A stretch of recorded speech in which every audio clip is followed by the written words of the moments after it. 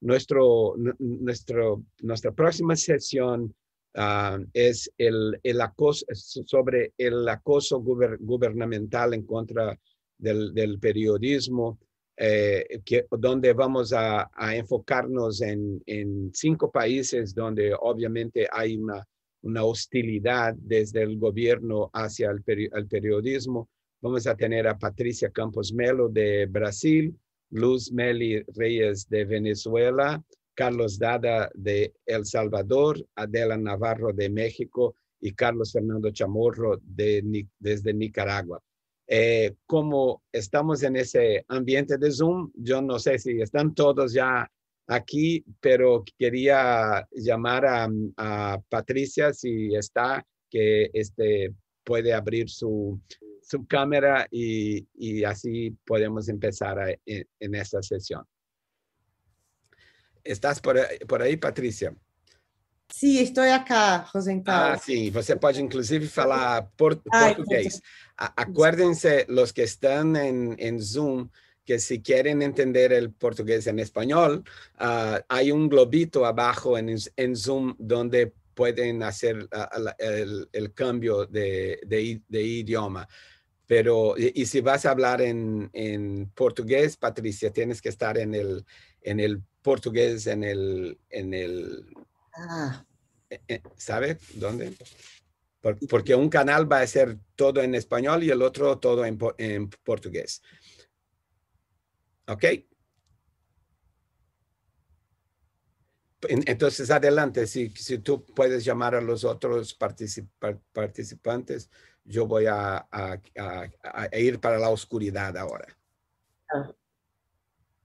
Tá ótimo. Muito obrigada, Rosenthal. Muito obrigada. Gracias, Rosenthal. Muchas gracias. Es un honor estar aquí participando del Coloquio Iberoamericano de Periodismo Digital. Y como solo Rosenthal logra hacer, ha reunido para esta mesa un Dream Team de periodistas fantásticos de América Latina que están haciendo un trabajo de resistencia muy importante. Y es algo fantástico porque voy a poder hablar en portugués y entonces les voy a ahorrar mi portuñol y yo espero que la traducción funcione con el sonido y todo eso. Buenos días, yo soy Patricia Campos Melo, soy periodista de Folha de São Paulo en Brasil y hoy nuestro panel es sobre el acoso del gobierno contra los periodistas en diferentes lugares, el acoso gubernamental. Y hoy vamos a tener a Luz Meli Reyes, que es la cofundadora y directora de Efecto Cocuyo en Venezuela, Carlos Dada, cofundador y director del Faro en El Salvador, y también a Carlos Fernando Chamorro, fundador y director del periódico Confidencial en Nicaragua, además de Adela Navarro, la directora general del semanario Z en México. Me gustaría pedirles que empezaran con cada uno hablando en 5 minutos cómo está su relación de la empresa con el gobierno en su vehículo. Yo sé que 5 minutos son muy poco, pero bueno, después hablaremos más. Empezamos. Entonces, le pasaré la palabra a Luz Meli Reyes. ¿Me oye, Luz? ¿Cómo estás, Patricia? Hola, Rosenthal. Eu não falo portugués. Eu gostaria de falar, mas no falo. Así que voy a hablar en español. Y muchas gracias y saludos a todos los que están asistiendo, a los participantes y a mis colegas. Bueno, pudiéramos hacer esta historia corta en esos 5 minutos y yo creo que es importante que durante muchos años los periodistas venezolanos y las organizaciones que defienden y que trabajan por libertad de expresión y libertad de prensa han ido no solo denunciando, sino sustanciando lo que ha pasado en Venezuela. Y en este momento nosotros podemos decir que porque hay un desmantelamiento casi total de la industria de medios. Y este desmantelamiento ha sido ejecutado poco a poco desde las instancias gubernamentales. Luego de haber afectado los medios tradicionales, los medios radioeléctricos, pues los ataques se han ido enfocando en los últimos tiempos hacia los medios digitales, en donde muchos periodistas pues, nos fuimos, creamos medios o nos refugiamos en esos medios. Y hay unas características aquí de estos ataques. Por ejemplo, desde el 2019, los bloqueos a los medios digitales han sido una constante. Siempre lo niegan. Consultado, interpelado uno de los ministros, dijo que eso era mentira, pero los datos están allí a la orden porque hay organizaciones que se encargan de hacer estas mediciones. Luego del bloqueo, una de las cosas que creo que se ha convertido en algo más peligroso aún, en algo mucho más peligroso aún es en la creación de lo que yo he llamado los medios, los paramedios oficiales. Son medios que emergen también de la nada, que no tienen aparentemente propietarios que den la cara y que se dedican a la desinformación. Entonces, aquí a la desinformación con fines de desacreditar a lo que estamos haciendo periodismo. Voy a poner un solo ejemplo que me parece fundamental, que es el ejemplo de la persecución que a través de este tipo de situación se hace contra un periodista de Armando.info y contra la plataforma de investigación Armando.info, que es por investigar a uno de los asociados al gobierno en toda una trama de corrupción con alimentos. En este caso me refiero a Roberto Denis. Pongo este ejemplo para que vean cómo las cosas han ido funcionando. El otro tema que también me gustaría traer es la instrumentalización de la justicia a los fines de seguir afectando y desmantelando los pocos medios tradicionales que aún quedan y, por supuesto, afectando también a los nuevos medios.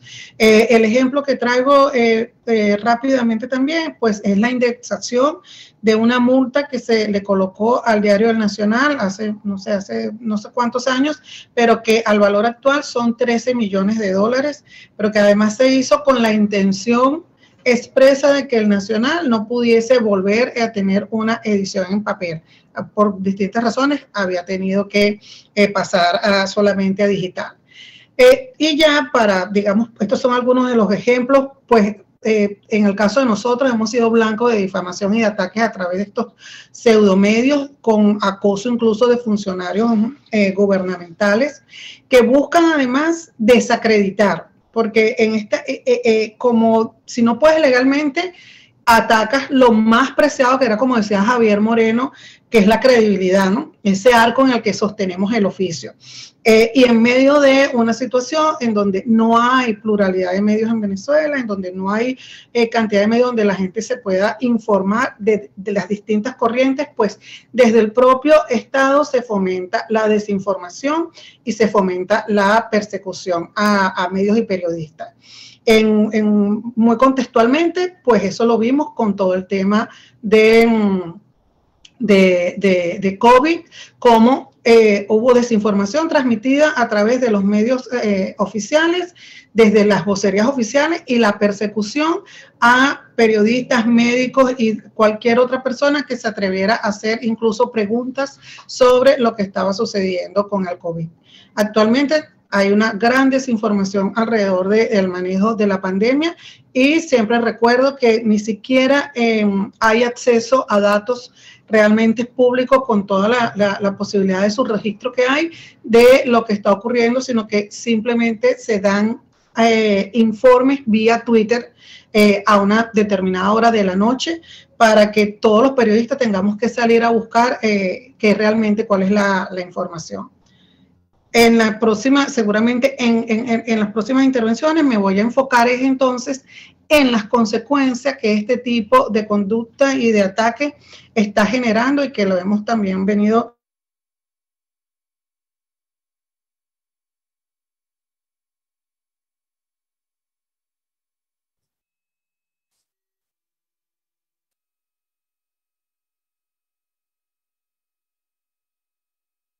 autoritarismos están repitiendo, van aprendiendo.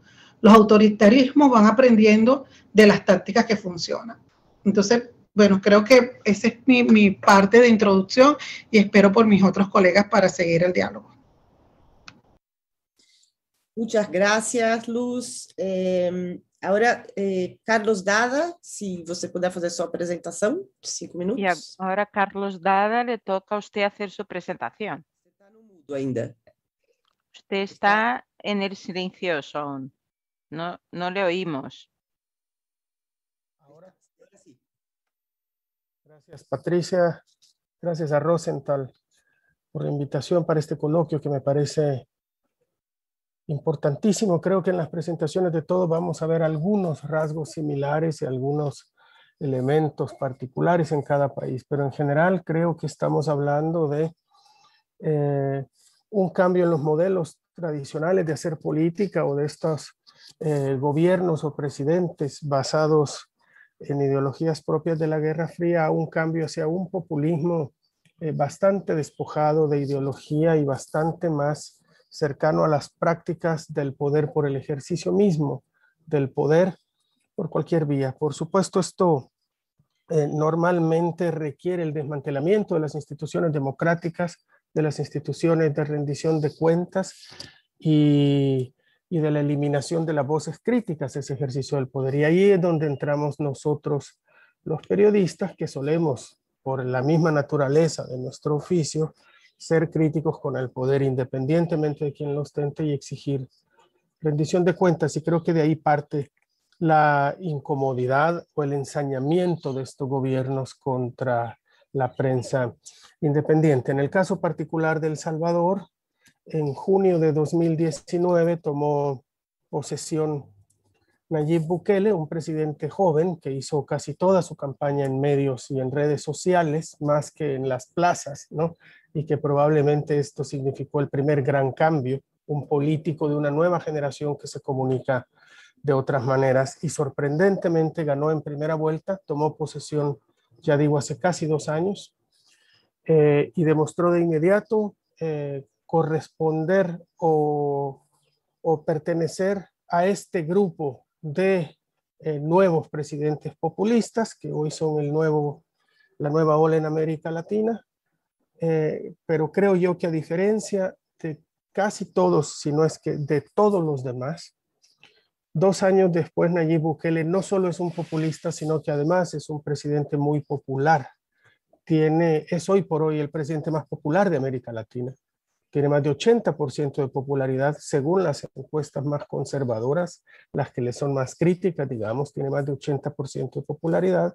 Y él en su ejercicio lo que ha hecho, que no será sorprendente, ha sido dividir el país entre los que están con él, que son los buenos y los que quieren a la patria, y los que le son críticos, que son los enemigos, los mismos de siempre, los amigos de los corruptos, los que quieren ver morir al pueblo salvadoreño del cual él es el redentor. Desde entonces ha intensificado una persecución contra aquellos medios a los que no ha podido controlar y dado impulso al surgimiento de nuevas plataformas mediáticas, de nuevos canales de televisión, de nuevos periódicos que se dedican simplemente a repetir el discurso oficial. Y ha llegado al grado también de dividir a los medios entre los que le gustan y los que no le gustan, de tal manera que sus funcionarios tienen prohibido dar entrevistas o hablar con medios que no están autorizados por la propia casa presidencial. Nosotros, por ejemplo, no hemos podido entrevistar a ningún ministro, ya no se diga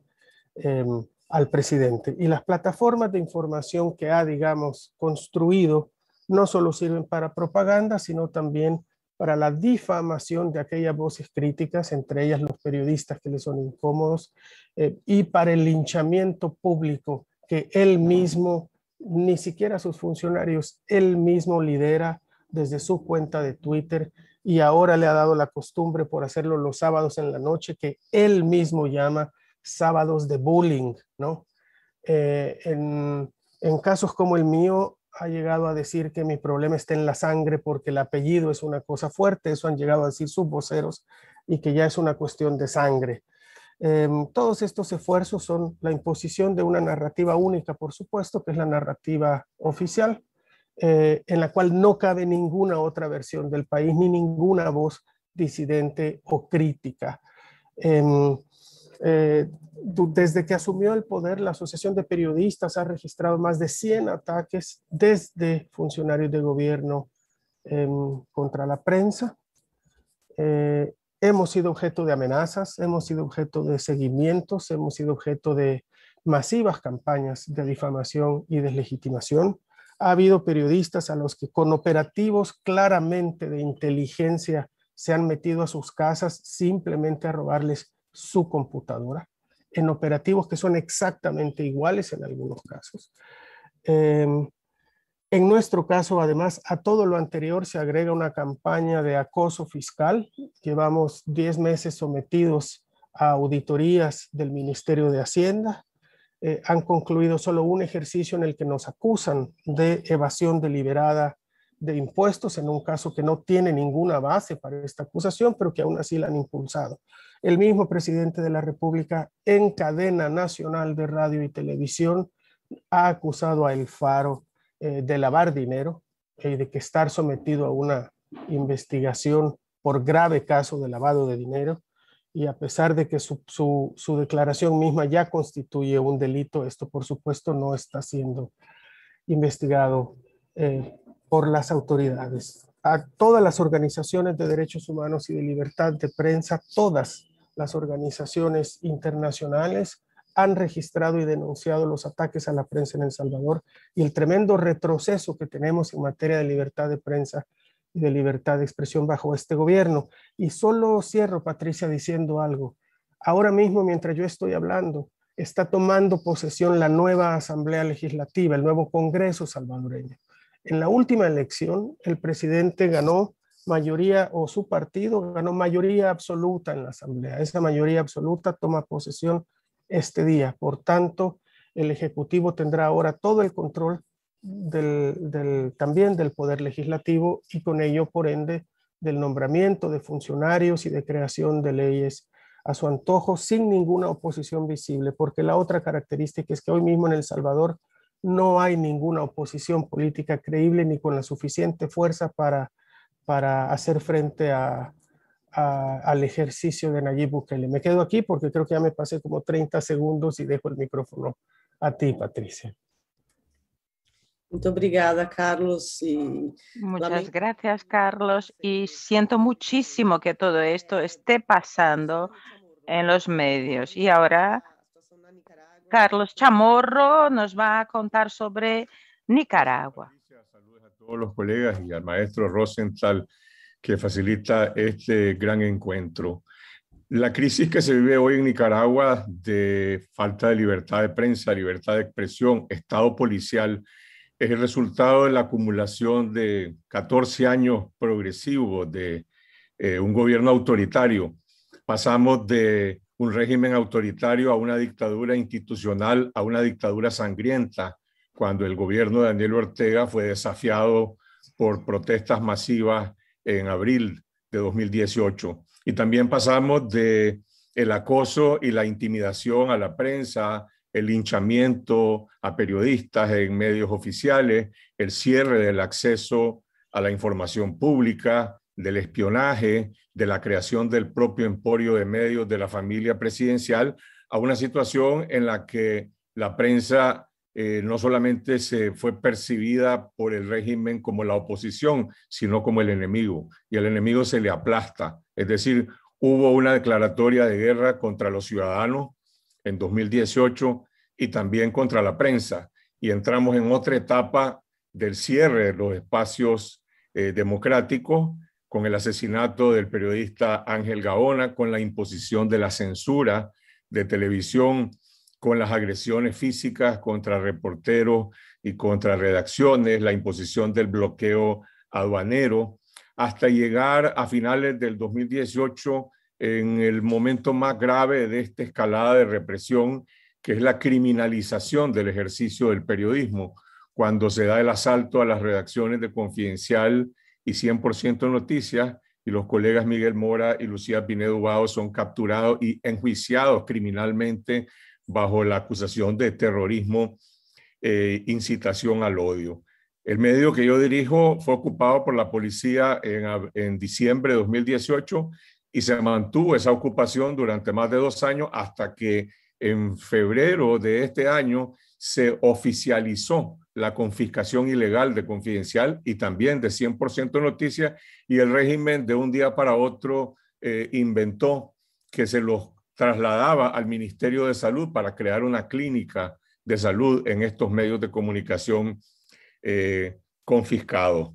Esta situación provocó, por una parte, la resistencia de la prensa y por otra parte, el exilio de muchos periodistas, incluida mi persona. Yo tuve que estar 11 meses exiliado en Costa Rica. Regresé a hacer periodismo en Nicaragua sin ninguna garantía. Hay muchos otros colegas que se mantienen en el exilio. La situación de hoy es simplemente la proyección de este estado policial en el que no solamente las redacciones están ocupadas ya por la policía de manera definitiva, sino que hay allanamientos a casas de reporteros, agresiones de parte de policía y paramilitares, que son las más graves, o reporteros que van a cubrir un evento y pueden ser agredidos y cateados por la policía, que incluso les roba sus libretas de notas. Estoy hablando de una combinación de agresiones físicas y cierre total de los espacios. Y a pesar de eso, en Nicaragua se hace periodismo y se hace periodismo de calidad. Creo que la primera convicción de la prensa nicaragüense independiente ha sido informar, a pesar de los cierres, a pesar de la censura, a pesar de las agresiones, y además informar con calidad, hacer investigación sobre las violaciones a los derechos humanos, sobre la corrupción, sobre la negligencia en el manejo de la pandemia. Solo comparto un dato. De acuerdo a los registros internacionales, Nicaragua es el milagro de América Latina. En nuestro país, y son los datos que están ahí, la OPS no tiene otros y tampoco Johns Hopkins tiene otro. En Nicaragua hay solo 6.800 contagios y 182 fallecidos. No hay ningún país en América Latina con ese desempeño. La realidad, lo que nosotros hemos investigado, habla de una sobremortalidad de más de 9.000 personas en medio de toda esta crisis. El periodismo ha defendido su credibilidad, es lo único que nos sostiene, porque se han desplomado todas las instituciones democráticas, incluidas las organizaciones defensoras de derechos humanos, que han sido perseguidas, confiscadas y expulsadas del país. Y solo menciono 2 o 3 puntos que podría retomar después. Creo que ha sido clave en esto, a diferencia quizás de Venezuela y Cuba, el acceso a Internet y a las redes sociales para burlar la censura y para mantener la comunicación con las audiencias. Y en segundo lugar, el periodismo colaborativo, es decir, esa necesidad de solidaridad de los periodistas, no solamente en las coberturas, sino también para difundir contenidos cuando se han impuesto esquemas de censura y encontrar nuevos canales de distribución. No es equiparable, es decir, no es posible, no es comparable con la audiencia que teníamos antes en la televisión abierta y en el sistema de cable, pero lo fundamental es que hay una llama viva de la prensa independiente que se mantiene encendida en Nicaragua. Muito obrigada, Carlos Fernando. Muchas gracias, Carlos Fernando. Lamento mucho esa situación también y me impresiona mucho la fuerza que tienen ustedes de seguir haciendo periodismo. Y ahora me toca hablar con Adela Navarro, nos va a contar un poco cómo está la situación en México, cómo están haciendo para enfrentar la situación con el gobierno.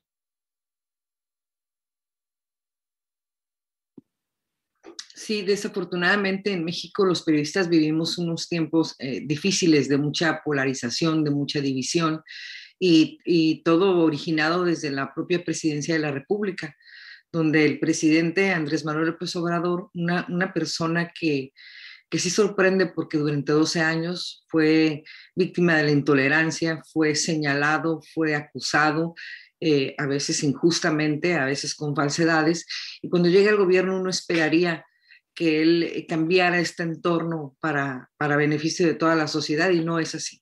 Ha convertido el Palacio Nacional en el principal púlpito para el señalamiento de sus adversarios, entre quienes ahora consideran la prensa mexicana, particularmente a la prensa que está haciendo investigación periodística, que está señalando las arbitrariedades, la corrupción, los abusos que desde el gobierno de México se está realizando.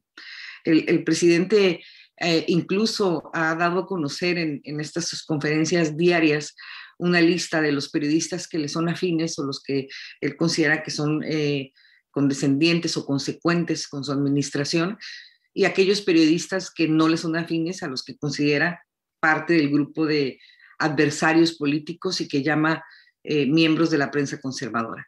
Este ambiente propiciado desde la misma presidencia, pues también llega a través de las redes sociales a la sociedad, lo cual pone en una posición de vulnerabilidad a los periodistas y a los medios de comunicación. Esto lo estamos padeciendo en medio de un ambiente que ya veníamos viviendo de años atrás, desde hace muchos años atrás, que pone en riesgo la vida de los periodistas en México. Es decir, no se ha acabado las amenazas del narcotráfico y del crimen organizado, y no se ha acabado el hostigamiento de parte de gobiernos locales, municipales o estatales a los periodistas en este país, sino que ahora le sumamos este clima de animadversión propiciado desde la Presidencia de la República. En México los periodistas nos enfrentamos a dos tipos de ataques. El de parte de los gobiernos es, como mis compañeros lo han mencionado, es la difamación, es atentar contra la credibilidad del medio para sacarlo de circulación, para que la sociedad deje de confiar en él, es negar el acceso a la información. En el semanario Z tampoco hemos podido realizar entrevistas a los principales integrantes del gabinete del gobernador de Baja California, que pertenece al mismo partido que el presidente de la República. En el ámbito nacional, mucha de la información, incluida la generada ahora por la pandemia, de las acciones que el gobierno está tomando para combatir la propagación de la COVID-19, está o fue clasificada para no darse a conocer en los próximos 5 años. Entonces hay mucha opacidad en el ejercicio del gobierno en México, sea en el ámbito local, en el ámbito nacional. Hay intimidación hacia los periodistas, hacia los medios de comunicación, hacia las fuentes de información, a través de investigaciones por parte de instancias de fiscalización, tanto actores políticos, oposición, periodistas, que están criticando o que están publicando lo que está sucediendo con el gobierno.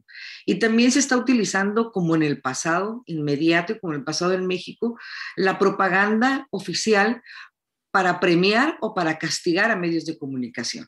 Es decir, aquel medio que está siendo consecuente con las acciones del gobierno recibe publicidad gubernamental, como en el pasado se quejó el propio presidente de ciertos medios que recibían publicidad. Ahora él lo está haciendo. ¿Qué es lo que cambió en este escenario? Nada más cambiaron los medios que son recipientes de esta propaganda.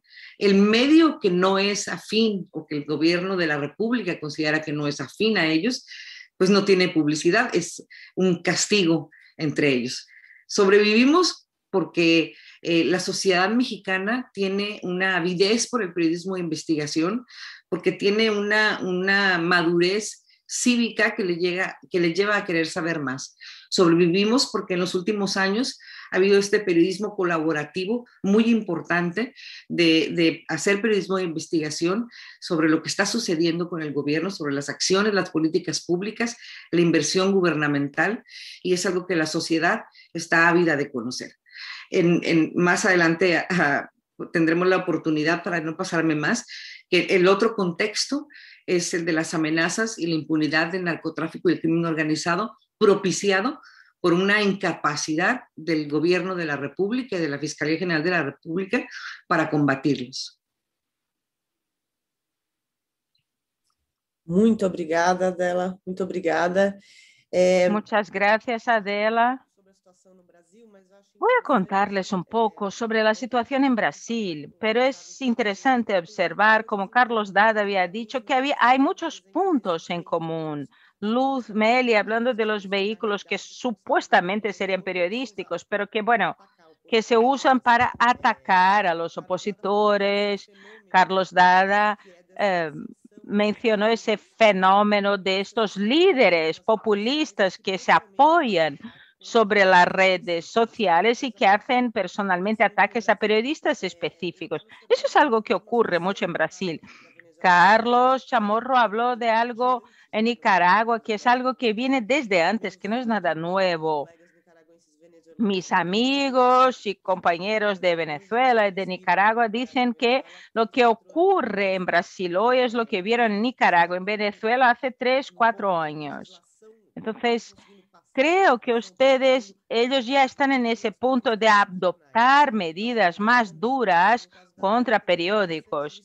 Y en el caso de Adela, lo que es interesante es que, bueno, no tiene nada que ver con izquierda o derecha, eso es interesante observar. Hay un presidente que se creía que era perseguido y cuando asume su cargo sigue repitiendo todos los errores, incluso la asignación de publicidad del gobierno. En Brasil hay muchas cosas ocurriendo hoy y eso también es una sorpresa porque uno no identificaría en Brasil una tendencia a la erosión de la democracia, pero hemos caído por primera vez en el ranqueo de libertad de empresa desde hace 20 años. Entonces, aquí hay dos cosas ocurriendo en paralelo. Hay una falta de la cuestión tradicional. El gobierno intenta utilizar la ley de seguridad nacional para ir contra periodistas y opositores o también pone a los anuncios en vehículos considerados críticos al gobierno. Entonces, y también hostiga a los empresarios, o sea, él o sus ministros a que no anuncien en los vehículos de comunicación que serían críticos contra el gobierno, o sea, que deberían hacer propaganda solo en los dichos medios patrióticos o sea, intentando controlar toda esta parte de la publicidad, la amenaza de no renovación de la concesión de televisión de la red Globo, por ejemplo, que es considerada enemiga por el gobierno.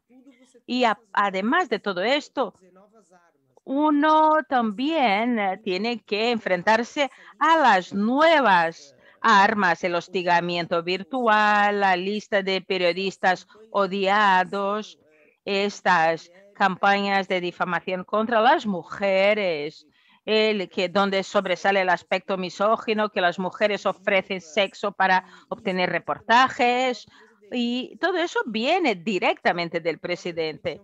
El presidente le dijo a un reportero que le gustaría pegarle un puñetazo. Eso es nuestra vida diaria aquí en Brasil. Creo que es muy triste pensar en todo esto y en las cosas en común que tenemos.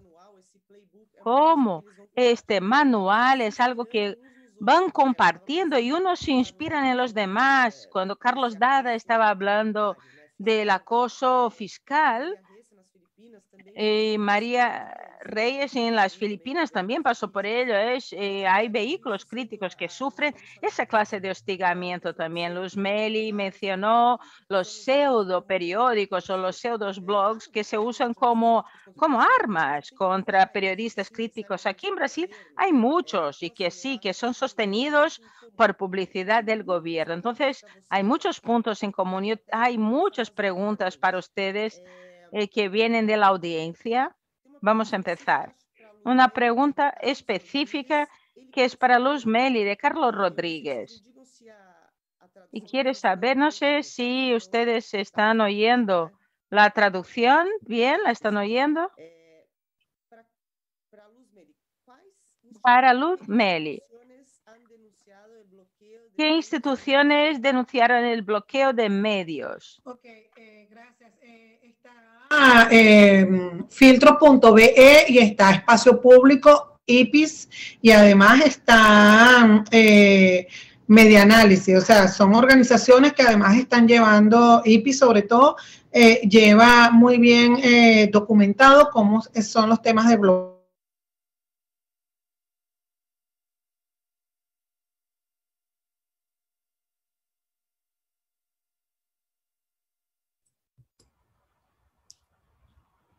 Acho que congelou, né? A Luz Meli, perdemos uma posição oficial. Perdemos um pouco. Se puder repetir um pedaço, Luz Meli, porque teve um corte. Perdimos un poco de su presentación. que medir, los bloqueos están medidos y que ya hay organizaciones que se encargan de eso. Venezuela Sin Filtro, por ejemplo, es una de ellas, pero también IPIS lleva documentado todo esto. Y lo que explicaba es que en el caso de los bloqueos a veces es difícil atribuir quién bloquea o si hay un factor gubernamental bloqueando. Pero en el caso de Venezuela, los bloqueos se ven claramente en el proveedor oficial de Internet, que es del Estado. Entonces ahí puedes hacer la vinculación. Pero antes, quiero hacer rapidito algo que aprendí en estos simposios de ISO, que es ver los patrones, y que lo aprendí también trabajando con derechos humanos. De todo lo que nosotros hemos expuesto, de todo lo que los compañeros hemos expuesto, nosotros siempre decimos en Venezuela que los venezolanos venimos del futuro. Y yo estoy sosteniendo ahora, justamente con la tesis de Carlos, que hay una actuación sin ideología, que es la única ideología que tiene, es mantenerse como sea en el poder o eliminar cualquier pensamiento crítico, sea de izquierda o derecha, ya eso lo sabemos. Y les quería comentar lo que ha salido de esta conversación y las personas que me están escuchando. Fíjense ustedes en los puntos que coincidimos, en la estigmatización y en declarar al periodista y a los medios de enemigos, la criminalización, el espacio de polarizar, no solamente políticamente, sino entre amigos y enemigos. Te doy un cariño si estás conmigo, te castigo financieramente si no estás. Eso lleva al ahogo económico, entre otras cosas. La judicialización, no solamente te persiguen, sino que además se están creando leyes como leyes de odio o algún tipo de otras leyes, lo vemos en todos nuestros países, que limitan y penalizan el ejercicio de la libertad de expresión. La censura en medios radioeléctricos, en el caso venezolano, creo que es más que evidente y es un claro ejemplo de cómo funciona desde el Estado, las leyes restrictivas. Esto lleva a unos vacíos de medios y de pluralismo de medios que afectan directamente a las personas a tener acceso a la información. Luego vemos que hay una conducta habitual, que es la negación de acceso a la información, justo con la opacidad, es decir, los voceros que tienen a cargo asuntos que son concernientes a todos los ciudadanos, pues se niegan a dar esa información y además deciden a qué medio pueden dar esa información, condicionando el acceso a la información a si eres de amigo o enemigo. Y luego, pues yo creo que la intimidación, por supuesto, a los periodistas y fuentes de información, que lo trajo a colación también Adela, que creo que ahí pudiésemos también enfocarnos luego en la conversación, porque todo esto, ¿para qué hacen todo esto? Es lo que uno se pregunta. O sea, hay maneras más sencillas de silenciar a los periodistas. ¿Por qué hacen todo esto? Y yo creo que hacia allí es que tenemos que empezar a lanzar la mirada para poder saber en qué terreno nos estamos moviendo y cómo los autoritarismos en su resiliencia pues comparten las tácticas que funcionan. Y lamento decir que estas tácticas, claro que funcionan. Muchísimos periodistas se han ido de sus países, han dejado de ejercer el periodismo. Eso ha pasado incluso en Estados Unidos cuando periodistas empezaron a ser atacados y hostigados a través de las redes sociales. Entonces, creo que en ese marco, bueno, discúlpeme que me haya puesto a hacer de relatoría o delegada de curso, pero es que creo que con todo lo que hemos dicho, tenemos identificado um patrão. Foi ótimo, Luzmeli. Você fez apanhado. Muchas gracias, Luzmeli. Usted ha hecho un resumen de este espectáculo deleznable que comparten ellos y algo que todos dijeron es la restricción de acceso a la información. Y eso vale para los dos lados. En la pandemia, el intento de manipular las estadísticas, bloquear el uso de la ley de acceso a la información en sus distintos modelos, intentar interrumpir el acceso y las nuevas leyes que pueden ser ley antiterrorismo, de odio, fake news, o sea, todo esto instrumentalizándose contra los periodistas. Esto realmente nos da un poco de miedo. Hay que ver cómo se van a utilizar las leyes contra las fake news. Hay una pregunta de Madre Olivera sobre Honduras. ¿Qué hacer cuando una falta gubernamental en el país frena el libre ejercicio del periodismo? ¿A quién le gustaría contestar a esa pregunta basado en sus experiencias locales? Carlos Fernando, Carlos Dada.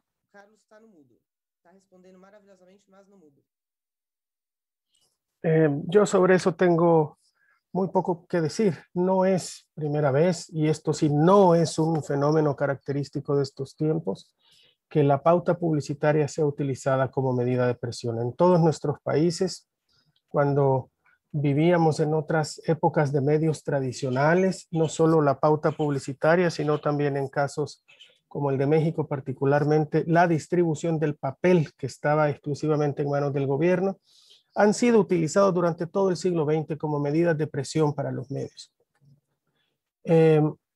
Honduras es otro caso donde a los comunicadores y a los periodistas los están matando. En nuestro caso, sobre la pauta gubernamental publicitaria, he de decir que nosotros no hemos recibido nunca pauta publicitaria del gobierno, no porque no la aceptemos, sino porque nunca nos la han ofrecido, salvo para campañas muy particulares. El gobierno tuvimos que rápidamente encontrar otras formas de sobrevivir sin necesidad de la pauta publicitaria, y eso fue también en el siglo XX. Las lecciones aprendidas en México podrían servir hoy para todos en ese sentido. Proceso mismo le prohibieron incluso el papel y tuvo que inventarse otras formas para sobrevivir. No es lo más grave perder la pauta publicitaria del Estado, a pesar de que es una medida de presión. Yo creo que debemos aprender a sobrevivir sin eso. Ahora mismo tenemos entre nosotros a Carlos Fernando Chamorro, que no solo es que haya perdido la pauta publicitaria del gobierno, es que perdió su redacción, es que en su redacción hay policías y sigue haciendo periodismo. Y yo entiendo que la situación en Honduras es difícil porque en Honduras casi todos los medios de comunicación se acostumbraron durante demasiado tiempo a depender del gobierno, y no solo los medios, sino muchos periodistas. Hoy hay un cambio generacional y personas tratando de hacer mejores cosas en Honduras sin depender de la pauta gubernamental, y yo espero que eso siga creciendo con apoyo, por supuesto, porque eso se compensa solo con apoyo externo. Yo quiero agregar solo una cosita más, Patricia, abonando a lo que el resumen que ya hacían Luzmeli y tú. Cuando ya hablamos del cierre de información a los medios de comunicación, es decir, durante la primera ronda hablamos mucho de los ataques y las violaciones a nuestros derechos como periodistas. Pero hay un derecho de fondo que es un derecho ciudadano, ¿no? Que es el derecho a estar informados, ¿no? No solo a través de los medios de comunicación y de quienes intentamos hacer periodismo todavía con rigor, todavía mediante la aplicación del método, todavía viendo esto como un ejercicio de precisión y de establecimiento de hechos y no de diseminación de cualquier cosa que no hemos podido corroborar. Es un derecho de los ciudadanos, no nuestro, el estar informados. Cuando se cierran los accesos a la información pública, lo que se está haciendo es atentar contra ese derecho ciudadano. Y no solo atentar, sino ocultar la utilización de los recursos públicos, de los recursos que cada ciudadano ha aportado al Estado. Eso es lo que hoy se está ocultando. Por supuesto, suena muy paradójico que lo diga yo en un país donde el presidente que está haciendo eso tiene más de 80% de popularidad, a pesar de estar atentando todos los días contra el derecho de los ciudadanos. En El Salvador, y será muy parecido en sus países, se ha desmantelado en muy poco tiempo el Instituto de Acceso a la Información Pública, que fue un triunfo ciudadano de la ciudadanía organizada que costó muchos años lograr. Está absolutamente desmantelado. No hay rendición de cuentas de parte del Ejecutivo, ni a la Asamblea Legislativa, ni a los órganos de Contraloría. Se han cerrado todos los accesos en Internet a la información sobre compras con dineros públicos y contratos y licitaciones. Y la pandemia, como sucedió también en sus países, aquí también sirvió para dos cosas. Uno, para escandalosos casos de corrupción que hemos ido publicando los medios, porque las instituciones del Estado no han procedido en ese sentido. Somos los medios quienes hemos denunciado la mala utilización de los fondos públicos. Pero por otro lado, también la pandemia sirvió para avanzar decretos de emergencia que legalizaban el ocultamiento de la información.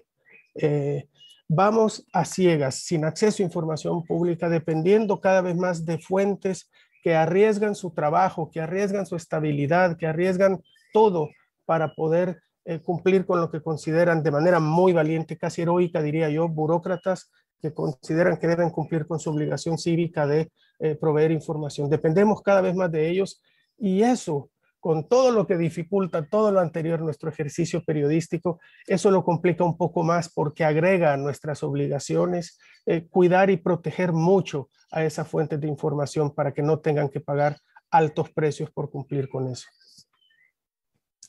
Muito obrigada, Carlos. Eu estou levando uma bronca aqui que não Muchas tem mais... gracias, Carlos, porque me dijeron que no hay más tiempo para preguntas, pero me gustaría oír a Adela y a Carlos Fernando, que no habían contestado. Me están diciendo que no hay tiempo, pero si pueden, por favor, Adela primero y después Carlos Fernando con sus conclusiones finales y hacer las intervenciones que no hayan logrado hacer antes. Empezamos por Adela. Muchas gracias. En un clima hostil contra la prensa, que es un clima hostil contra la sociedad, porque efectivamente se vulnera su derecho de acceso a la información, lo que mantiene a los periodistas es esa solidaridad ciudadana. Es decir, nosotros en Semanario Z, allende de las amenazas, de los atentados del narcotráfico y del hostigamiento por parte de gobiernos locales o federales, cumplimos ahora en abril 41 años de fundación. Y seguimos en circulación, muchas gracias, seguimos en circulación porque nuestra sociedad es solidaria, porque nuestra sociedad apoya un medio de comunicación independiente como es el Semanario Z en Baja California y en México, porque estamos haciendo periodismo de investigación, porque no estamos del lado del gobierno, porque estamos del lado de la sociedad, porque le damos voz a quienes no la tienen, porque le damos un espacio a quienes se lo niegan, como sucedió en el pasado con el hoy presidente de la República, cuando nadie lo entrevistaba, en el Semanario Z lo entrevistábamos y él tenía un espacio y tenía un foro desde donde comunicar lo que quería comunicar. Nosotros como periodistas de investigación tenemos que estar muy, muy cerca de nuestra sociedad y muy lejos del gobierno. Esa es la única manera en que va a prevalecer el acceso a la información, más allá insisto, de la situación de vulnerabilidad en la que nos encontramos entre las amenazas del narcotráfico y el hostigamiento del gobierno. Nos arropa la sociedad y nos arropan organizaciones como el NIGHT, como la Sociedad Interamericana de Prensa, como Artículo 19, que también están levantando la voz para defender y para poner en el foco y en el ámbito nacional y en el ámbito internacional lo que está sucediendo con la prensa, con la opacidad y la negativa al acceso a la información. Entonces creo que la única manera que podemos seguir adelante es no quedarnos callados y es estar con nuestra sociedad arropados por ella. Muchas gracias, Adela. Carlos Fernando. Yo quiero aprovechar este minuto primero para agradecer la solidaridad continental de la prensa de América Latina, Estados Unidos, Europa, con Nicaragua, con los periodistas de Nicaragua. El 1 de marzo, más de 500 periodistas respondieron a una convocatoria de la Fundación Gabo en un pronunciamiento de solidaridad por la crisis que se vive en el país. Eso se extiende a la Sociedad Interamericana de Prensa, al Centro de Protección de Periodistas y a muchas otras instituciones. Y sin embargo, es un acompañamiento de solidaridad que no nos da ningún blindaje frente a la crisis que vive el país.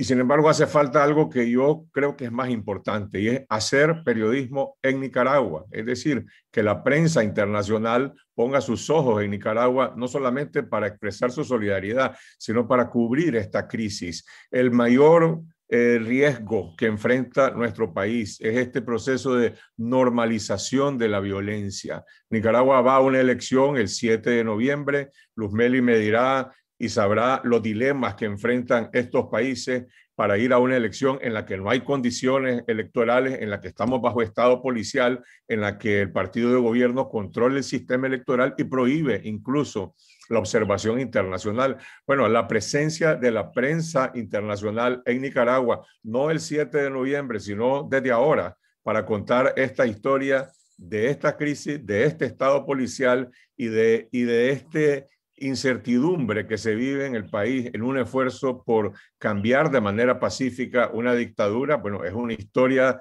de dolor, es una historia de esperanza, pero también es una gran historia periodística que hay que contarla, y creo que la prensa internacional podría tal vez no llenar el vacío de la observación internacional, pero llamar la atención sobre lo que está ocurriendo en el país. Es también una forma de presionar a los gobiernos de América Latina, a los de Centroamérica, que son cómplices de la dictadura de Daniel Ortega, por ejemplo.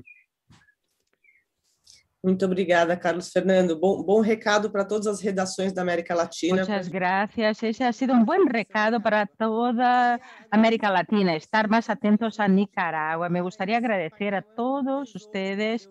Este es un tesoro, poder oírles a todos, y les agradezco que existan para mantener a la gente informada. Rosenthal ya me está diciendo que se acaba el tiempo. Muchas gracias por haber estado con nosotros. Realmente es muy difícil cortar este panel porque esto es, o sea, lo más importante en términos de la necesidad de la solidaridad, etcétera, como decía Carlos Fernando. Muchas gracias, fue espectacular. Les agradezco del fondo de mi corazón.